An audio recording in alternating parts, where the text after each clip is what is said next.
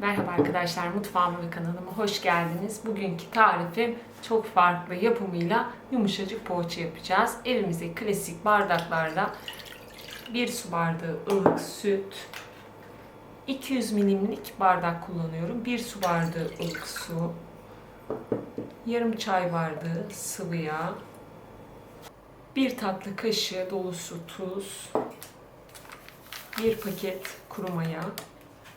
Öncelikle malzemeleri çırpıyorum.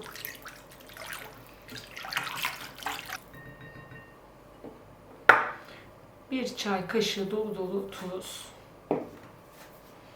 Ortalama 5 su bardağı un. Yavaş yavaş ilave edip ele yapışmayan yumuşak bir hamur elde edeceğim.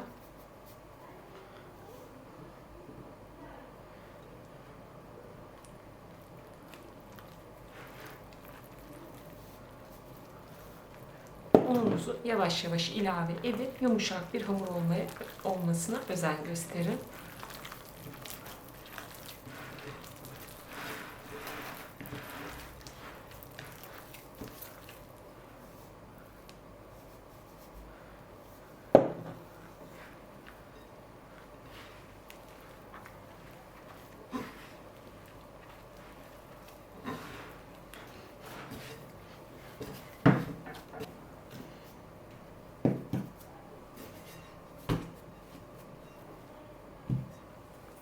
Hamuru kabın içerisine toparladıktan sonra masanın üzerinde 2 dakika boyunca yoğuruyorum.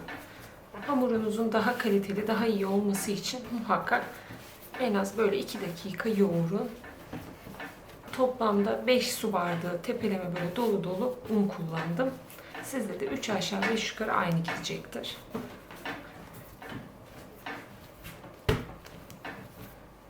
Böyle yapıştığını gördükçe ara ara un serpin, çok fazla olmadan.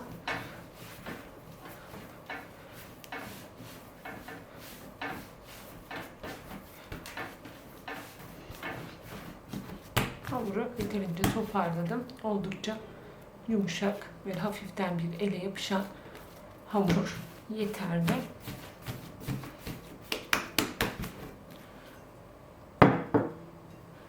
Kabın içine biraz un serpip alıyorum. Streç filmini kapatıp hamur 2 kat olana kadar yarım saat 45 dakika dinlendiriyorum. Poğaça çok güzel bir şekilde mayalandı. Gördüğünüz gibi 2 katı oldu. Bunu şöyle açıyorum.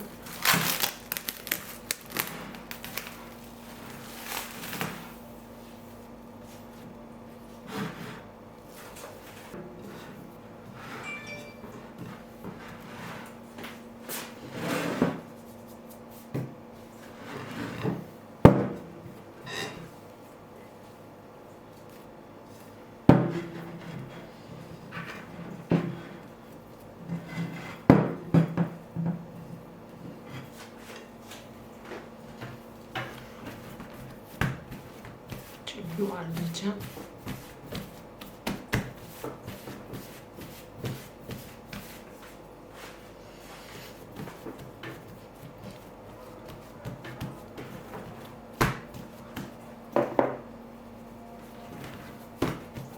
Bunu 2 bezeye bölüyorum. Ben 2 tane yapacağım. Ama arzu ederseniz büyük bir tane de açabilirsiniz. Şöyle dikdörtgen bir şekilde açacağım. Kenara alayım.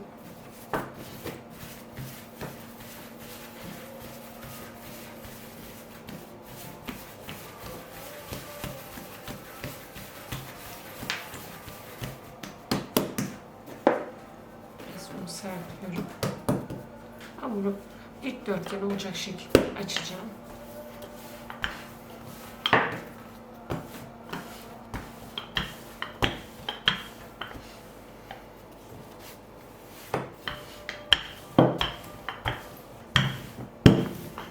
Hamuru şöyle dikdörtgen şekilde açtım. Dikdörtgen değil de yuvarlak da açabilirsiniz aslında. Çok da bir şey fark etmez. Şöyle olduğunca ince açmaya çalıştım. Şimdi içerisine oda ısısında dinlendirdiğim, yani erittiğim tereyağını bolca süreceğim. Fırça yardımıyla.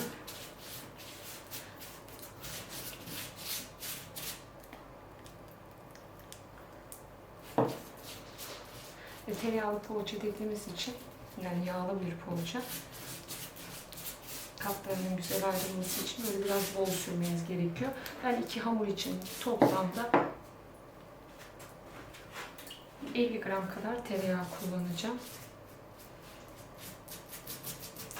Tereyağını bolca sürdüm. Şu uç kısımdan başlayıp şöyle hafiften sarıyorum.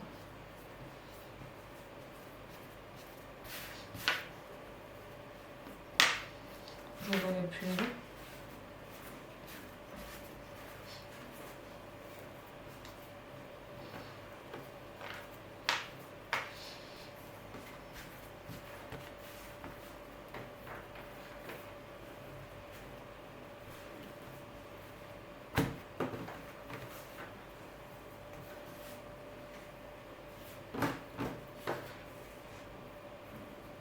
Şimdi bunu kenara alacağım. Bu böyle beklesin. Hemen diğer hamur açacağım. Şimdi aynı şekilde açıyorum.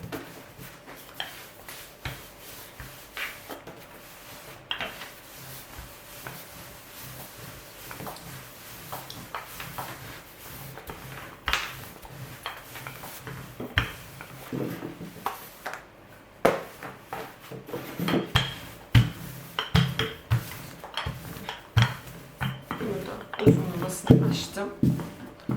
Öbür hamur boyutunda. Şimdi buna da bolca tereyağı sürüyorum.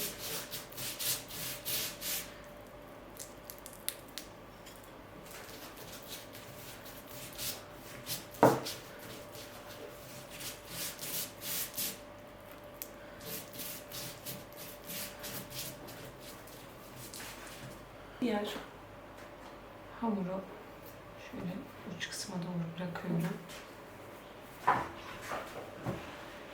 Üzerine şöyle atıyorum.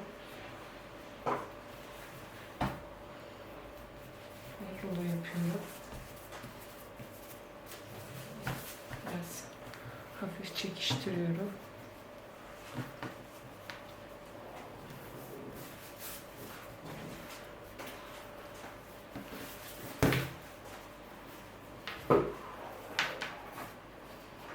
Biraz daha çekiştireyim. Tamamdır. Bir bıçakla ya da şöyle aparatla 2 parmak aralıklarla kesiyorum.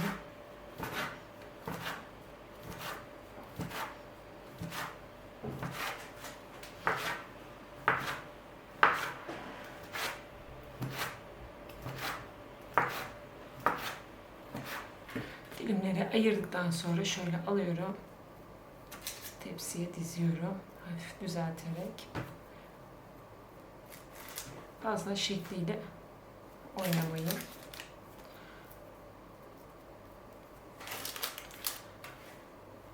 Oldukça kolay ve pratik bir poğaça.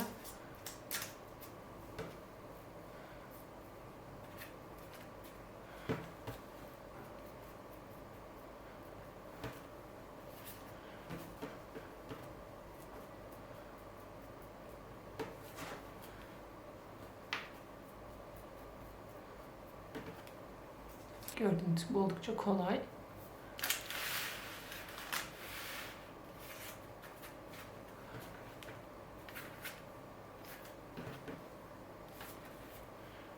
Üzerine temiz bir bezle örtüp 20 dakika, yarım saat tepside bekletiyorum. Hamuru dinlendirdim. Çok güzel bir şekilde gördüğünüz gibi mayalandı. Üzerine bir adet yumurta sarısının içerisine şöyle 1 yemek kaşığı kadar sıvı yağ ilave edip şöyle çırpıp üzerine sürüyorum.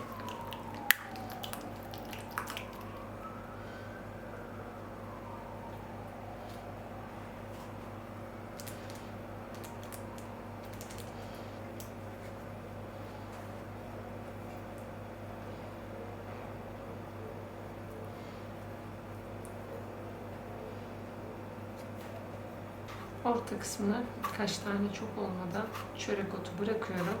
Önceden ısıtılmış 180 derecelik fırında üzeri kızarana kadar pişiriyorum. Her fırına göre farklılık gösterebilir arkadaşlar. Sizler de kendi fırın ayarınıza göre dikkatlice pişirin. Böyle üzerine hafif kızardı mı alın, böyle çok aşırı fırında tutarsanız kurur.